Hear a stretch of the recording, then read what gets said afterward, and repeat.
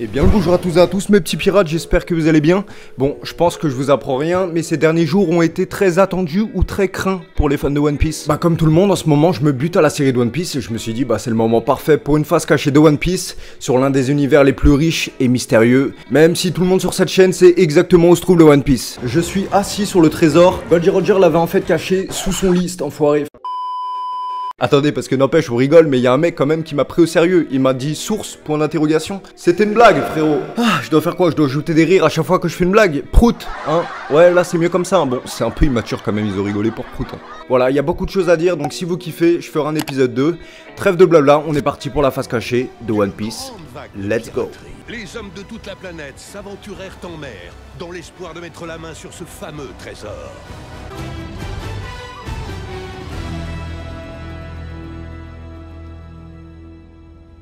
Commençons par le commencement avec le personnage qui va inspirer Luffy et même lancer la mode du chapeau de paille. Non, parce qu'il y a que dans One Piece que c'est stylé, hein. Là j'ai plus l'air d'un guignol que d'un pirate, hein, c'est... Attends, je rêve ou il se fout de ma gueule. Shanks le Roux, le personnage avec qui tout a commencé, mais qui aura un rôle sûrement vers la fin de l'histoire. 24 ans après, on ne sait toujours pas grand chose de lui, à part qu'il est fort et respecté sur les mers. Même à la période où Luffy était petit, Shanks était déjà très fort. Pourtant il s'est fait avoir bêtement par un vieux monstre des mers qu'il aurait pu coucher sans bouger seulement avec son haki.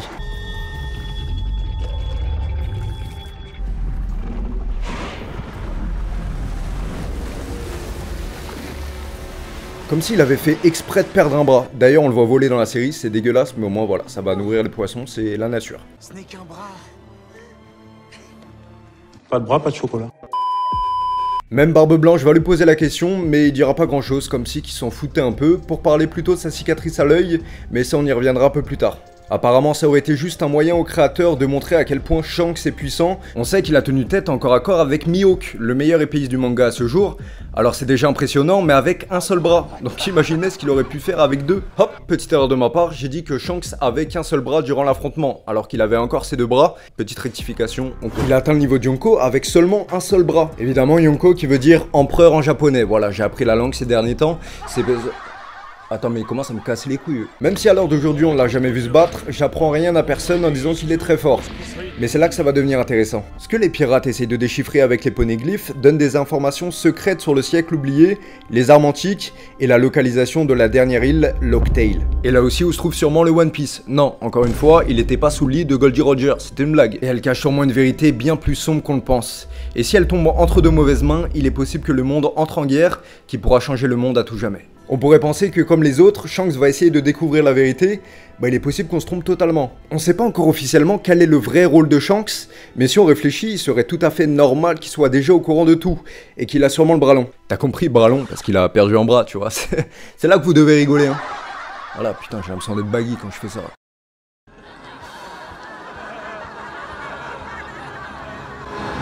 Le rôle de Shanks serait alors de protéger Locktail pour que aucun pirate ne découvre la vérité, que seul l'équipage de Goldie Roger est au courant. Ça expliquerait aussi pourquoi il a un lien avec les doyens, c'est bien le seul pirate qui a la permission. Peut-être grâce à un pacte avec le gouvernement mondial. Car déjà les doyens c'est vraiment le haut de l'échelle, donc si t'as la permission déjà de parler avec eux, c'est que t'es déjà quelqu'un et très important. J'ai vraiment l'air d'un con avec ça, je vais le retirer parce que... Hein. Il va même parler d'un certain pirate qui pourrait causer problème. Alors si on pourrait penser direct à son ennemi juré Barbe Noire, si une personne ne devait pas tomber sur Locktail, je pense que Barbe Noire serait facile dans le top 2 et sûrement pas deuxième. Mais il existe une deuxième hypothèse, c'est qu'il parle de Luffy. Si son rôle est de protéger Locktail, forcément si Luffy arrive à atteindre son but, il faudra que Shanks et Luffy s'affrontent, car leurs intérêts sont complètement opposés, ce qui pourrait être l'un des combats finaux du manga.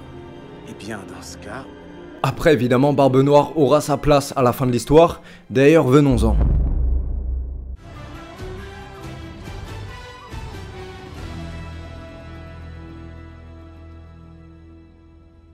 Sur l'île de Mocktown, l'équipage de Luffy va faire la rencontre d'un bourré qui va parler de rêve, et si on peut croire que ce personnage c'est juste un bourré sur la voie publique, vous vous trompez. Enfin à moitié, parce que c'est bien un bourré, mais c'est un bourré qui aura un rôle très important dans l'histoire. La personne que vous avez vue, c'est Barbe Noire, l'ennemi juré de Shanks, qu'on a parlé tout à l'heure, et celui qui a fait sa cicatrice à l'œil. Si je vous parle de leur première rencontre, c'est qu'il y a déjà un détail intéressant à savoir sur le personnage.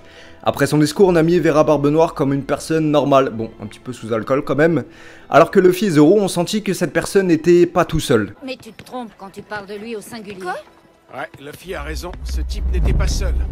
Au fil du temps, Barbe Noire va commencer à se faire un nom après avoir mangé un fruit du démon, le pouvoir des ténèbres. Et c'est pendant l'arc de Marineford qu'on verra plus Barbe Noire de la même façon, et va même réaliser l'impossible, ce que personne osa. Après la mort de Barbe Blanche, Barbe Noire va voler son fruit qui était l'un des fruits les plus puissants qui existent, mais dommage pour lui, il a déjà mangé un fruit du démon. Pour l'explication, un fruit du démon te donne un pouvoir unique à condition de ne plus savoir nager derrière. Et si tu oses manger un autre fruit, bah tu meurs sur le coup, ton cœur arrête de battre. Vous tombez là, vous êtes en pleine falaise là. Hop là, salut. Barbe Noire va rester debout et deviendra le seul homme à contrôler 2 pouvoirs à la fois, dont le pouvoir de Barbe Blanche. Imagine la puissance du mec. La question qu'on se pose, c'est comment c'est possible? Et bah ça tombe bien parce qu'on va répondre à cette question, hein, c'est le but. Comme l'avaient senti Luffy et Zoro, Barbe Noire possède 3 personnalités totalement différentes. La première, c'est celle de leur rencontre, c'est une personnalité qui ressemble pas mal à celle de Luffy, quelqu'un qui croit et qui raconte ses rêves. C'est même pour ça que Luffy il est resté fixé sur ses paroles, c'est parce qu'il leur ressemblait. Mais par la suite, celle qu'on connaît le plus, c'est la deuxième, un psychopathe calculateur qui a toujours des coups d'avance sur les autres. Et la dernière, une grosse victime qui craint tout le monde et qui implore la pitié des adversaires.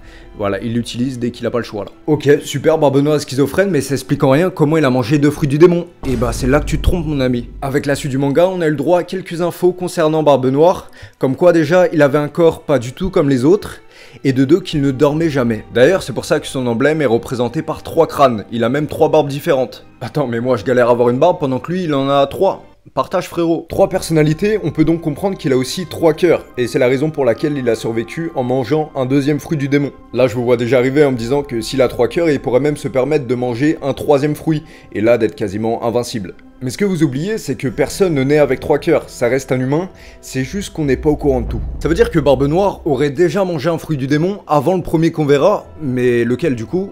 Eh ben on va enquêter. Rappelons-nous, Barbe Noire ne dort pas, il a 3 cœurs et un corps différent. Et bah il existe un animal qui possède toutes ces caractéristiques là, la pieuvre. Ça voudrait dire qu'il a mangé un Zoan qui l'aurait transformé en pieuvre pour ensuite prendre plusieurs fruits. Là on peut dire ce qu'on veut mais c'est du génie. Alors j'aurais juste une question par rapport à ça, c'est qu'une pieuvre ça vit dans l'eau, voilà ça nage. Mais si t'as mangé un fruit du démon, tu peux pas nager, hein, c'est contre-productif, ça se passe comment? Voilà au cas où s'il y en a qui a la réponse dans les commentaires, au cas où.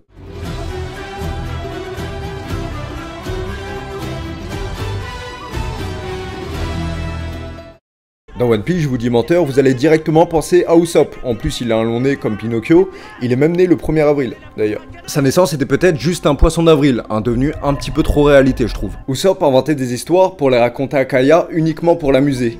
Et en regardant la série, je me suis aperçu d'une chose, bah c'est pas un menteur, il a juste prévu l'avenir. Déjà quand Usopp criait que les pirates arrivent, c'était déjà bien le cas. Kuro avait infiltré l'île en tant que majordome. Moi, je vais surtout te fermer ton clapet. Il a même raconté qu'il avait croisé un poisson rouge géant tellement grand qu'il a formé une île avec son caca.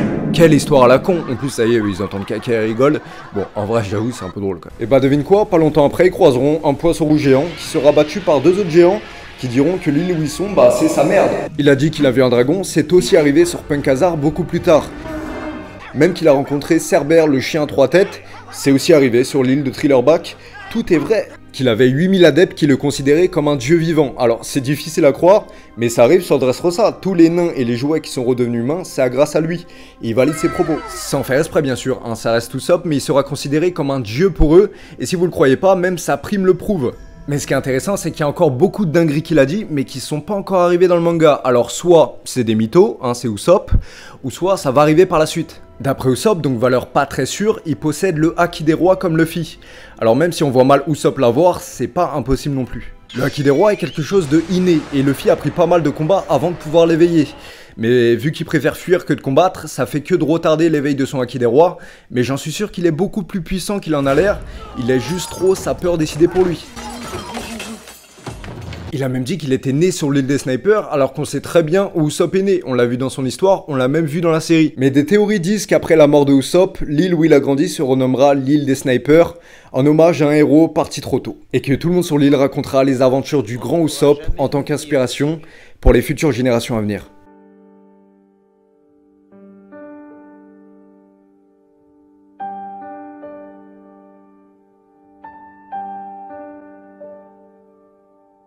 Hop, c'est la fin de l'histoire et aussi la fin de cette vidéo, en espérant que vous avez kiffé. Bon, j'ai pu raconter que 3 histoires. Du coup, ce qu'on peut se permettre, c'est que si vous kiffez cette vidéo, bah je pourrais faire un épisode 2. Parce qu'il y a beaucoup de choses à dire. One Piece, c'est un univers tellement riche et varié que...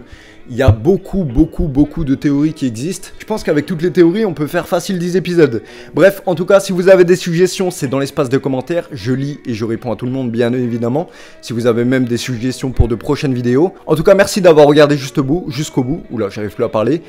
On se retrouve très bientôt pour de prochaines vidéos. D'ici là, portez-vous bien. Bye. Tchuss.